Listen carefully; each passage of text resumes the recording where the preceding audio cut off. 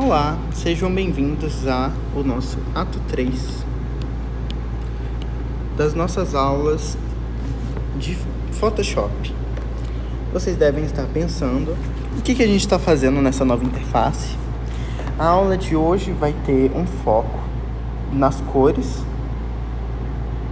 mas a gente também vai dar uma palha, a gente vai abordar uma outra interface do Photoshop, que no caso é o Photoshop versão mobile. Esse Photoshop aqui, pelo menos o que eu estou usando no momento, é exclusivo para o iOS, mas ele ainda não possui portabilidade para o Android, mas ele ajuda a entender como os conceitos do próprio Photoshop podem funcionar em outros programas, e caso a pessoa também queira, ter acesso ao Photoshop do tipo de mobile, você vai poder aprender aqui no curso. A aula de hoje, o foco principal é na teoria das cores.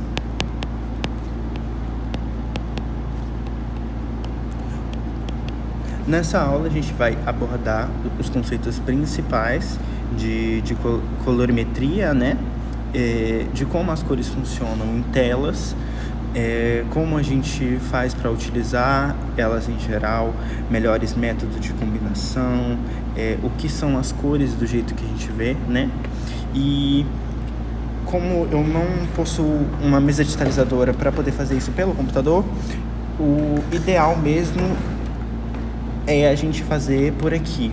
Eu vou conseguir fazer anotações mais eficazes, mas o conteúdo e o aprendizado continua sendo o mesmo que você utilizaria em outro tipo de ambiente, No caso, esse aqui é o ambiente da Apple. Para a gente começar, a gente vai primeiro entender conceitos base de tipos de coloração. No caso, os principais utilizados é o RGB e o CMYK. Eles são dois tipos de utilização das cores distintos e podem ser utilizados de acordo com a sua necessidade. O que a gente mais utiliza para projetos que vão ficar em telas é o RGB, e para impressão eu vou deixar anotado. Deixa eu ver um pouco. RGB. O RGB ele é muito utilizado em telas, e o CMYK ele é usado em impressão.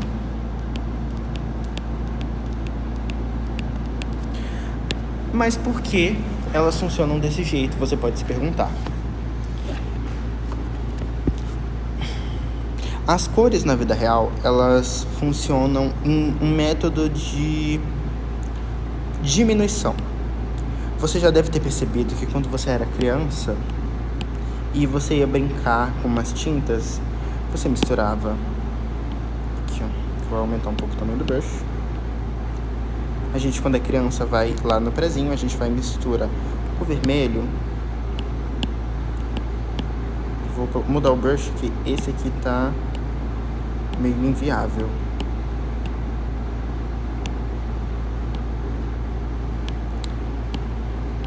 Quando a gente tá no prezinho, a gente aprende que se a gente misturar o vermelho com o azul, a gente consegue roxo. E se você perceber que realmente dá uma cor roxeada. Mas por que? Você deve se perguntar. No caso, quando a gente realmente vai fazer isso na vida real, a gente usa o vermelho e o azul, e a gente não chega num roxo exato, a gente chega num tom mais ou menos isso aqui, ó.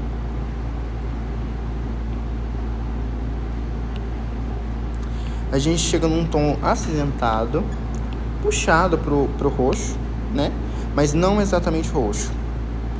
Por quê? Porque Na vida real, as cores elas funcionam em método de subtração. Você vai misturar as cores e elas vão sair de um pico e vão tender a dessaturação, elas vão tender a ficarem cada vez menos saturadas, e a mistura delas se comporta de forma diferente das cores em formato de luz. Quando a gente está aprendendo colorimetria básica, né, que se aprende no ensino básico, a gente aprendeu que o quê? Que essa roda de cores aqui, por exemplo, se você misturar ela muito rápido, se você girar uma roda de cores muito rápido, você vai encontrar que a roda vai se tornar ela vai se tornar branca. Ela fica branca justamente por causa do jeito que as cores funcionam na iluminação. Na luz, elas funcionam de forma somativa, ou seja, quanto mais cores você tem, a solução final dessa mistura de cores, no caso a mistura de cores na luz, ela vai se tornar branca. E na vida real, né, nas tintas, porque ambos os jeitos de funcionamento das cores existem, só que um é na colorimetria de tintas e outro é na colorimetria de luz. O RGB e o CMYK, eles funcionam basicamente usando desses conceitos. Vamos exemplificar agora.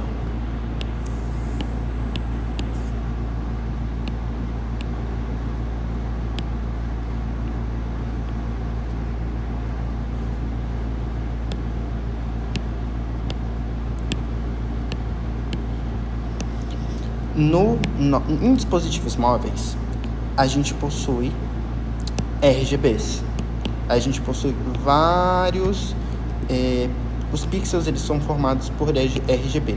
Eles são formados por pequenos pontinhos de luz que você tem na sua tela. Depende-se da quantidade, né? Quanto mais condensado forem esses pixels, esses pontinhos de luz, mais... é isso, tá certo. Quanto mais juntinhos forem esses pontinhos de luz, dependendo do tamanho da sua tela, mais resolução você vai ter, porque mais cores você vai conseguir possuir, então mais pixels você vai ter também. No método RGB, o método RGB ele é utilizado nas telas. Eu vou mudar aqui o tipo da camada para uma camada aqui, ó.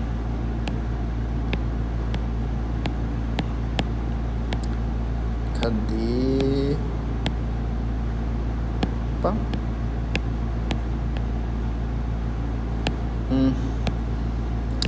Essa versão aqui do Photoshop, ela não permite muita coisa, mas eu vou usar o modo tela mesmo para conseguir modificar. Aqui, vamos lá, azul. Aqui. Vou colocar todos no tipo tela. Tipo tela que é um tipo de iluminação. Vou criar uma nova camada aqui, vou mudar a coloração do fundo para preto, para ficar visível. Pronto! As cores na RGB, elas funcionam basicamente dessa forma aqui. Elas são aditivas umas às outras. E a mistura delas dá branco no final. É assim que a gente consegue todos os tipos de cores nos nossos dispositivos móveis. A mistura de vermelho, verde e azul, você gera o magenta, o azul, o ciano e o amarelo. E a mistura desses juntos também, você vai conseguir o branco. É assim que o RGB funciona. E o CYMK, ele funciona no método de subtração. Eu vou excluir aqui. Vamos lá. A roda do CYMK é ciano.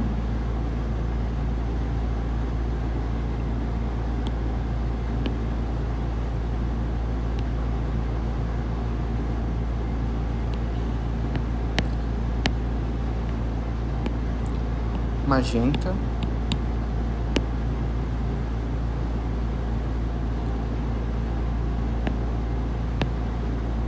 E amarelinho. Aí o modo de cor. Explicação.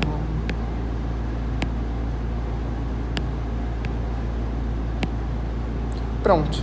Aqui no CMYK é assim que as cores funcionam no âmbito de tintas.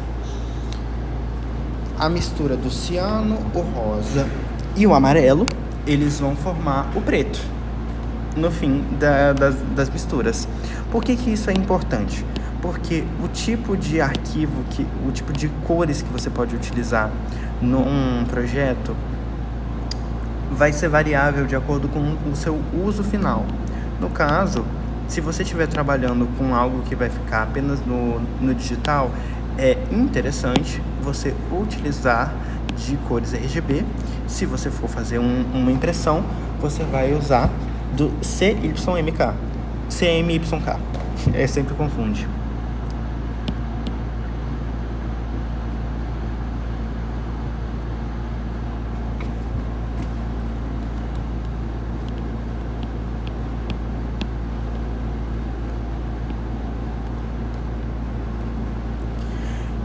Então vale-se alientar e ficar atento de que o RGB ele é muito importante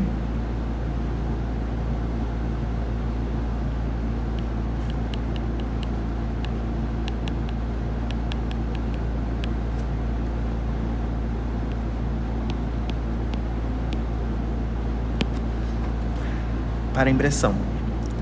Se você for trabalhar em algum projeto e você queira utilizar de posters, ou você vai fazer um outdoor a partir de algum projeto de imagem, vai imprimir, transformar e emoldurar em quadro, isso depende muito e é muito relativo. Mas essas cores, elas são... Essas cores, elas são muito úteis, essas noções de cores são muito úteis para você conseguir realizar essas operações. Se você prestar atenção em algumas aulas passadas, aqui no Photoshop portátil, né, dessa versão do iPad, ele não tem essas opções, mas se você olhar nas aulas passadas, quando a gente está mexendo na roda de cores e eu estou selecionando alguma coisa específica, um quadradinho no canto da roda de cores aparece como sugestão, dizendo para trocar a cor. Ele não faz esse tipo de troca de cor porque a cor é irrelevante ou porque ela pode não funcionar no caso, ela realmente fala por não poder acabar funcionando, mas não por causa de teoria das cores. Ele não dá essa sugestão de mudança de cor por causa de beleza, de harmonia. É mais porque o Photoshop, ele por padrão, sempre vai recomendar você usar cores que o CMYK suporta. Porque o seu uso sendo variável, a qualquer momento você pode acabar mudando de ideia e querer imprimir alguma coisa que tenha sido feita digitalmente, e as cores usadas sendo o RGB, elas podem dificultar a fidelidade da sua imagem, das cores que você aplicou na imagem original. Então vale salientar e ficar muito atento nessa questão. Durante todo o seu projeto, você vai poder modificar as cores livremente, mas sempre vai ter um aviso, pelo menos na seleção de cores do Photoshop de PC, que você pode acabar selecionando uma cor onde sua aplicação vai ser mais ampla. Se você quiser ter uma noção melhor de como saber escolher essas cores que vão funcionar em impressão ou não, baseado na roda de cores, quanto mais saturadas elas forem, menos realmente aplicáveis na vida real elas são. Então todas essas cores que ficam bem aqui no canto superior na verdade, direito, ó, essas cores super saturadas, elas geralmente não funcionam muito. Então toda vez que você seleciona alguma cor no Photoshop de PC, ele traz um pouquinho a saturação para baixo, porque é assim que as cores no mundo real funcionam, elas vão sempre vir para baixo. Não tem como você criar um azul desse tipo aqui em um tipo de pressão, porque você faz uma mistura de subtração, né, a partir do ciano. Então, você pode até tentar escurecer, mas ela nunca vai ser tão saturada quanto essa cor primária das luzes. Nunca vai ser igual às cores primárias das luzes.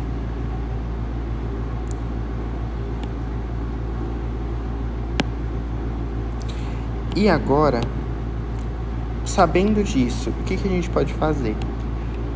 A teoria das cores, ela abrange muitas relatividades em relação a muitas harmonias, no caso. Para pessoas que não têm um entendimento muito profundo sobre relações de cores, existem algumas regras e dicas que podem ser aplicadas e a gente vai abordá-las agora. Eu vou mostrar o círculo cromático para vocês. Deixa eu fechar aqui.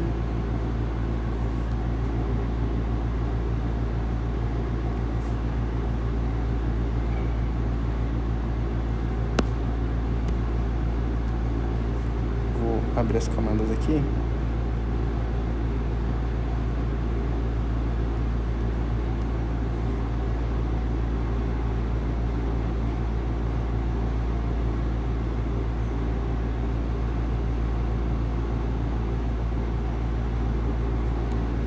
Eu vou jogar da galeria. Estou vindo aqui para um outro programa que eu consigo ter controle melhor do que eu vou escrever. A aula não é exatamente sobre ele, eu só estou utilizando ele mesmo porque ele tem opções a mais, né, do que no meu computador, do que no Photoshop. O Photoshop aqui eu tenho só a versão de testes, eu não consigo ter acesso a ferramentas mais avançadas. Mas a gente só vai trabalhar a parte teórica mesmo, então não tem muito problema. No caso, essa teoria das cores aqui, ela aborda as cores em geral. No caso, tanto RGB quanto CYMK, elas vão funcionar. Isso aqui é uma teoria independente. Isso aqui é mais para você entender como uma análise de combinação de cores para as coisas ficarem mais harmônicas.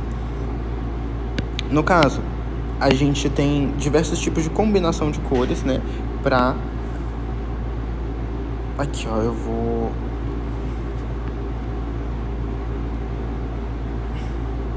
A gente tem vários tipos de cores. Eu vou pegar esse aqui, ó. Círculo cromático. Eu gosto disso aqui porque vai ser mais tranquilo pra gente mostrar. No círculo cromático, a gente tem vários tipos de maneiras de conseguir harmonizar certas cores. No caso aqui, eu posso estar fazendo algum projeto onde eu tenho que fazer algum objeto se destacar. Esse objeto é roxo.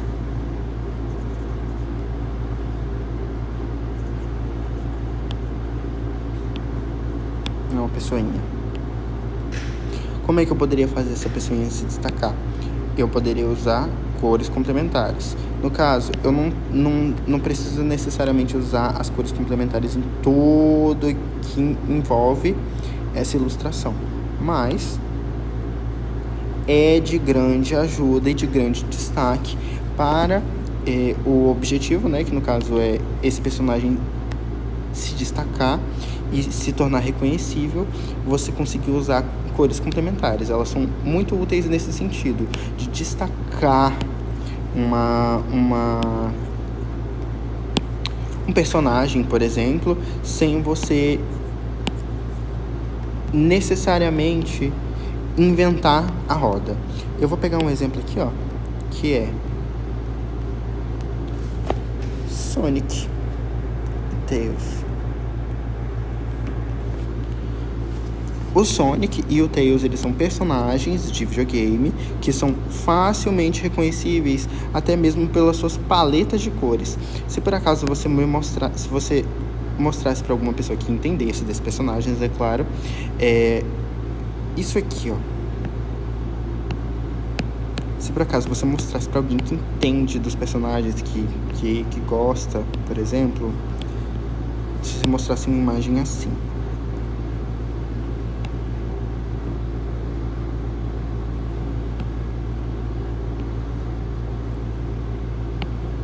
Vermelho e a laranjinha, amarelo, vermelho. Dizer que são paletas. Agora, se você prestar atenção, o laranja, ele é uma cor complementar ao azul. Pelo menos esse laranja que estamos utilizando agora. Opa.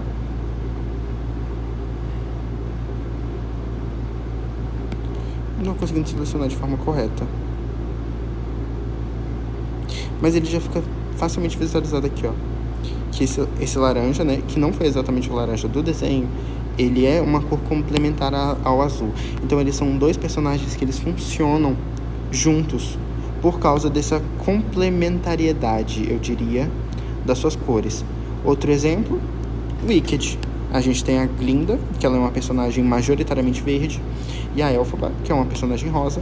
São duas cores complementares, elas se complementam. E isso também traz referências à própria história, por exemplo. Isso tudo vem da teoria das cores, pelo menos das cores complementares. Aqui. Isso aqui das cores complementares. Além das cores complementares, a gente tem as cores análogas, que são cores que se encontram ao lado do círculo cromático, uma do lado da outra. No caso aqui, se eu estivesse fazendo... Aqui, ó. Esse exemplo aqui dessa paletinha é ótimo. Se por acaso eu estivesse mexendo com alguma coisa que tivesse um fundo roxo, e eu quisesse, por exemplo, fazer uma paisagem 100% análoga, todas essas cores aqui que vão tanto da esquerda para a direita, elas estão uma do lado da outra no círculo cromático. Aqui, ó, eu vou pegar análogas. Aqui, ó, todas as cores análogas, elas sempre ficam uma do lado da outra no círculo cromático. E quanto mais perto do branco, mais perto de si mesmas elas vão ficar, mas elas ainda assim estão umas do lado da outra. Eu vou aumentar um pouco o brilho. Aí no caso aqui, ó, uma arte com cores análogas.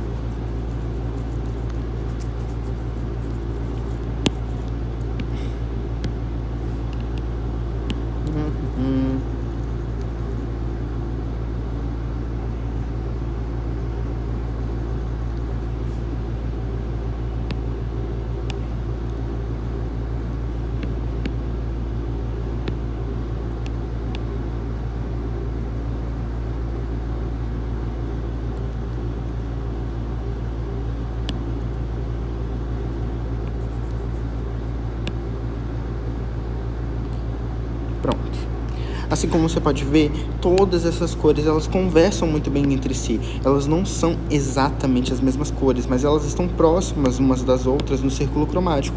Então elas são análogas entre si. Elas funcionam juntas, justamente por causa dessas suas da proximidade entre elas.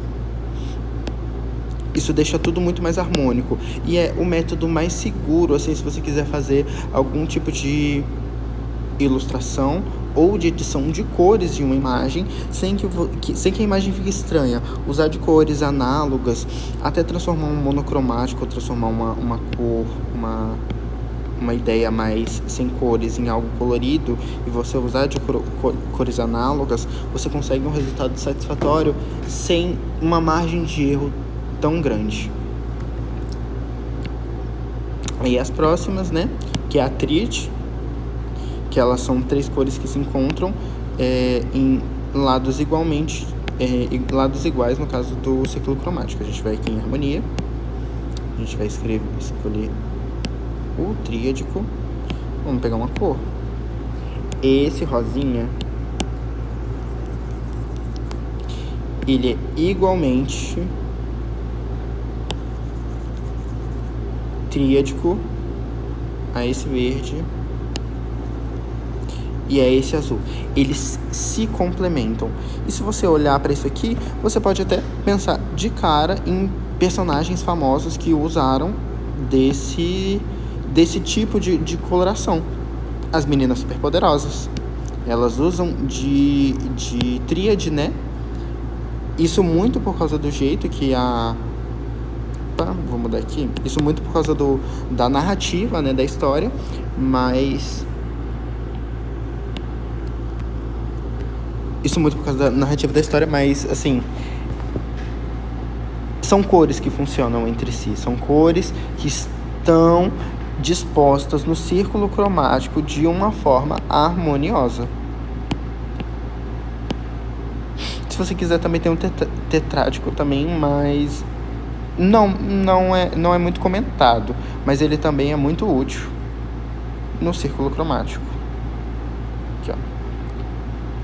E aí, no caso aqui, as cores elas seriam um pouquinho diferentes entre si. No caso aqui, ó, tetrádico desse aqui seria mais um vermelho mesmo, em vez de um rosa. Isso aqui é basicamente um duplo complemento, né? Porque esse azul, ele tem o vermelho como o oposto, então eles vão se complementar perfeitamente. E o roxo tem esse tom de verde como complemento. Então eles vão se harmonizar todos os quatro com muita facilidade. E a divisão complementar, nossa, quase esqueci. A divisão complementar, ela é muito útil também. No caso, você vai escolher uma cor principal e você vai acabar pegando cores análogas à cor complementar dela. No caso aqui, se você olhar aqui, ó, a cor complementar desse tom de vermelho é esse ciano. Mas, o dividir complementar, ele pega as cores análogas a esse vermelho. No caso, temos esse verde, o vermelho inicialmente escolhido, e temos esse azul. Todos funcionando de forma muito eficaz. E se eu colocar só o complementar normal desse tom de vermelho, a gente consegue esse tom de azul, e ele é facilmente um tom de transição dessas cores que são complementares ao vermelho. No caso, não exatamente complementares, né? Porque o complementar ele é oposto no círculo cromático. Mas você vê como todos os jeitos principais de utilizar das cores, eles tendem a usar uma lógica no círculo cromático para você conseguir utilizar as cores de maneira mais eficaz. No caso, por exemplo, aqui, ó, se a gente pegar um tom de pele aqui mais escuro, dependendo do tom de pele da pessoa. Deixa eu pegar aqui de novo. Vou pegar um tomzinho marronzinho. Esse tom aqui de pele. A partir desse tom de pele, a gente pode encontrar as cores complementares a ele. Análoga que são cores ao lado delas no círculo cromático. Nós temos a complementar.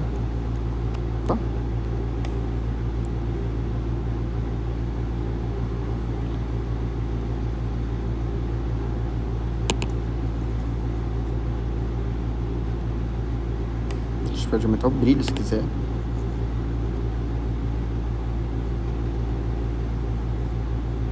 A propósito, as cores complementares, esse conceito de complementaridade, eu não estou aumentando nem diminuindo o brilho só para mostrar mais a teoria, mas assim, elas funcionam tranquilamente com versões mais escuras ou mais claras das suas cores complementares, porque clarear ou escurecer uma cor nada mais do que você aumentar ou diminuir a saturação de alguma coisa.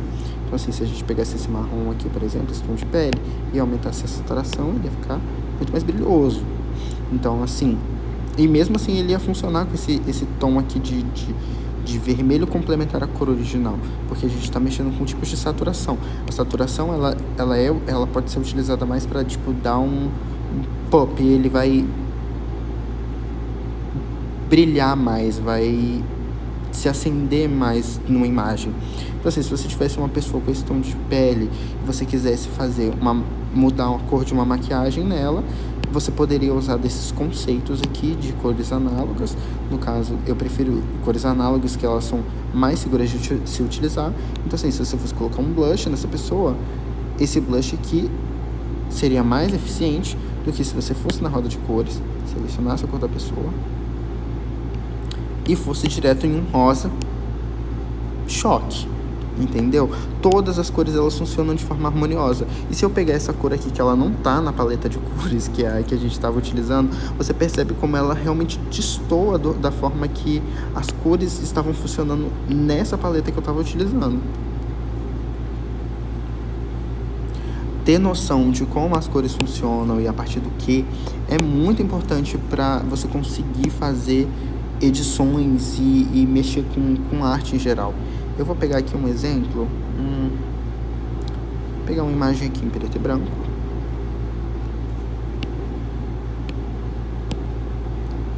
E aí eu vou usar o mesmo conceito que a gente aprendeu no Photoshop, que é a camada de sobreposição. Se por acaso eu quisesse pintar esse tom de pele assim, escolher o melhor tipo. Pronto, vou mexer direto na cor.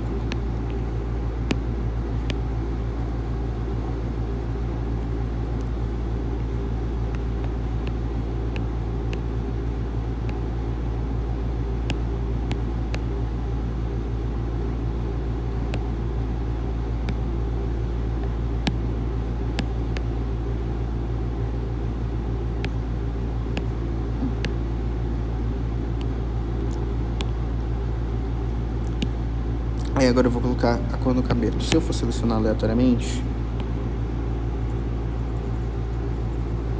isso aqui definitivamente não funciona no que eu tô querendo. Então, eu vou colocar a cor colocar no tipo normal aqui, pra eu não ter alterações. Ué, cadê? Padrão. Eu vou pegar aqui a cor de novo. Eu vou lá embaixo para cor. Agora eu vou usar o conceito de cores análogas. Harmonia. Cores análogas. Eu quero um pouco mais escuro. Opa.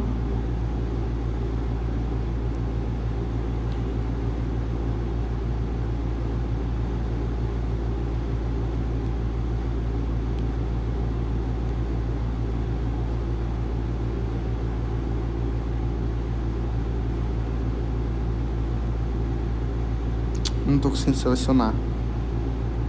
Selecionei. Esse tom de rosa aqui vai harmonizar muito melhor com o tom de pele que a gente tá fazendo agora.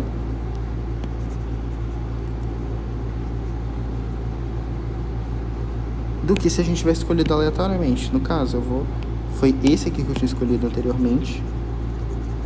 E você vê a diferença? É gritante o jeito de funcionamento das cores quando você aprende o que utilizar e como utilizar. Tirar aqui, ok. Voltar.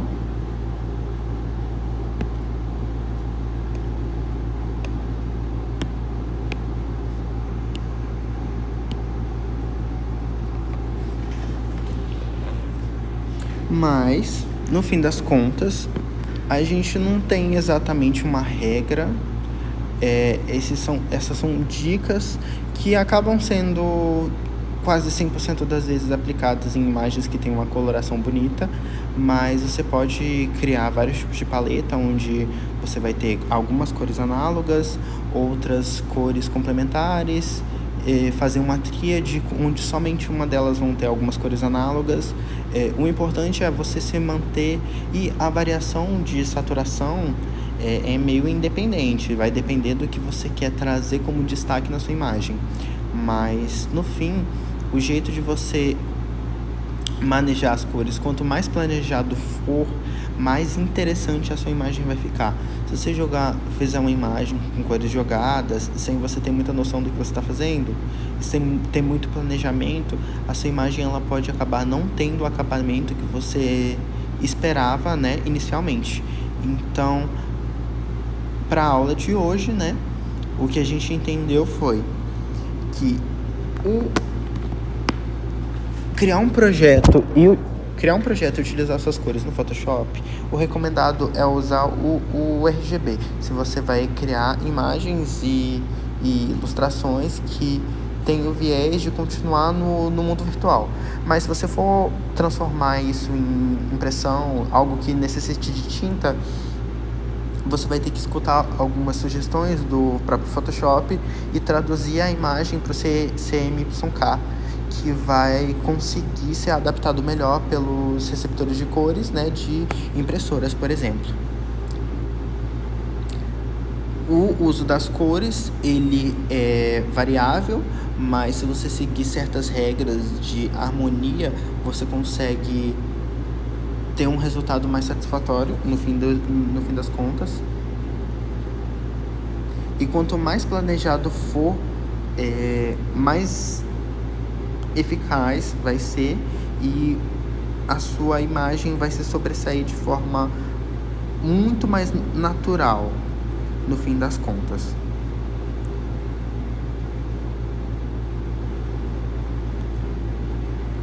E eu acho que eu só esqueci de comentar mais uma coisa, que é sobre o monocromatismo, né? Que no caso a gente fez nessa imagem anterior, que a gente transformou uma imagem sem cor em uma imagem com cor. A imagem sem cor, ela é definida como uma imagem monocromática. Ela só tem uma, no caso, não 100%, perdão. Monocromática é uma imagem onde você não vai ter a variação da matiz, no caso, isso aqui é a variação de matiz, isso tudo aqui é a variação da cor e saturação. Você pode ter uma imagem monocromática que vai de branco a azul e preto, mas você pode ter uma imagem monocromática que vai de preto e branco. Enfim, essa foi a aula de hoje. Leiam bastante os materiais que a gente tem. Uma recomendação de um livro que eu estudei bastante, questão de cores, mas mais em seu viés teórico, como, por exemplo, se você acabar observando numa paisagem folhas verdes e um céu azul, quanto mais amarelo for a sua iluminação, mais azulado as sombras vão ser. Então, se você sair no seu quintal agora, se você tiver um quintal com árvores, ou se você conseguir ir numa praça com o céu azul e parar para olhar, você vai perceber que nas árvores verdes mesmo, a sombra das folhas, ela tem uma cor mais azulada, ela tem uma cor mais roxa. Isso é um conceito de calor e de calor e friez. No caso, quanto mais quente for sua iluminação, que no caso um céu azul, um sol brilhante, as suas sombras elas tendem a ser mais frias. No caso, se você prestar atenção, né, como eu falei, nas folhas de uma árvore, as folhas dessa árvore vão emitir uma sombra meio roxa em cima de si mesma. E se tiver em um ambiente frio, as sombras elas tendem a ser mais quentes. Também tem conceitos de luz refletida, mas isso é mais entendimento de visão 3D de como a imagem funciona.